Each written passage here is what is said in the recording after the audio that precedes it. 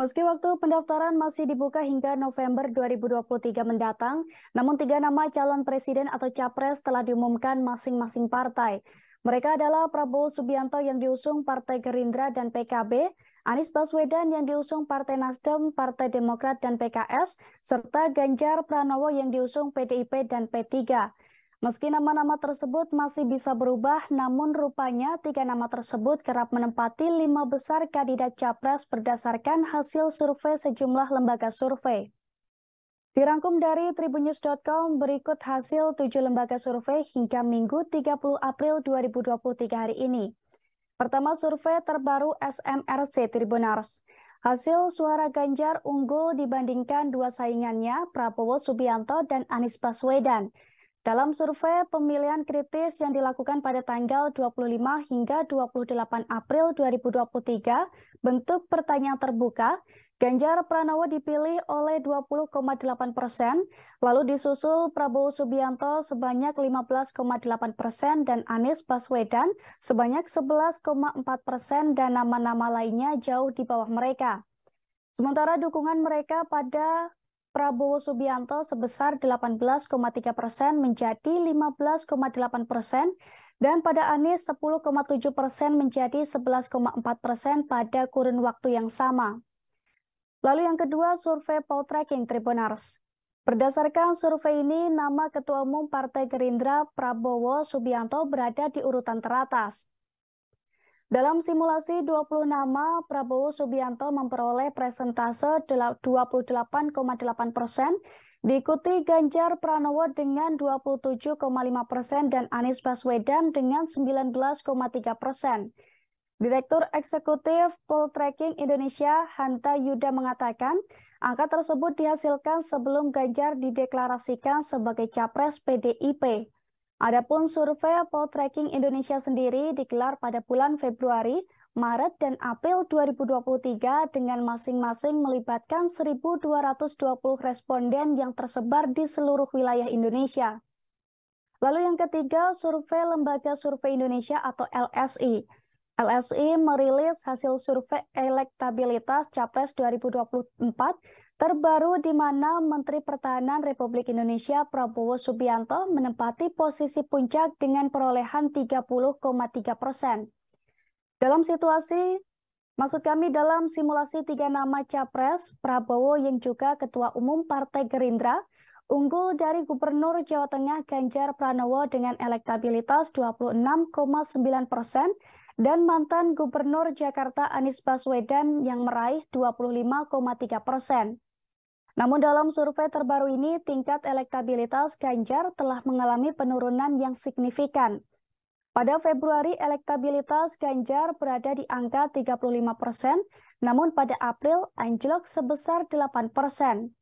Survei LS ini dilakukan pada 31 Maret hingga 4 April 2023. Lalu yang keempat, survei Indikator Politik Indonesia Tribunars. Lembaga Survei Indikator Politik Indonesia merilis hasil survei yang mengangkat tema isu-isu mutakhir dan dinamika elektoral pasca batalnya Indonesia sebagai tuan rumah Piala Dunia U20. Direktur Eksekutif Indikator Politik Indonesia Burhanuddin Mahtadi, ia menjelaskan dari hasil temuan Indikator Politik Indonesia, jika pemilihan presiden diadakan sekarang, nama Menteri Pertahanan Republik Indonesia Prabowo Subianto dinyatakan sebagai pemenang dengan perolehan 32,7%. Kemudian disusul Gubernur Jawa Tengah Ganjar Pranowo sebesar 27,9% dan mantan Gubernur DKI Jakarta Anies Baswedan sebanyak 22,2%. Adapun survei indikator dilakukan dalam rentan 8 sampai 13 April 2023 dengan melibatkan 1.212 responden. Yang kelima, survei Polmark Indonesia Tribunars. Hasil survei opini publik di 78 daerah pemilihan atau dapil di Indonesia pada 23 Januari sampai 17 Maret 2023 yang dilakukan Polmark Research Center Polmark Indonesia menunjukkan tingkat elektabilitas 3 tokoh yang digadang akan maju sebagai calon presiden pada pemilu 2024 berada di posisi teratas. Ketiga tokoh tersebut yakni Ganjar Pranowo, Prabowo Subianto dan juga Anies Baswedan. Founder dan CEO Pokmart Indonesia, EF Saifullah Fatah mengatakan, jika Ganjar Pranowo berada di posisi puncak disusul Prabowo serta Anies. Yang keenam, survei MIPOS Tribunars. Lembaga Survei Merdeka Institute for Public Opinion Survey atau MIPOS merilis hasil riset terbaru mereka tentang kecenderungan perilaku memilih pasca polemik batalnya Piala Dunia U20 di Indonesia.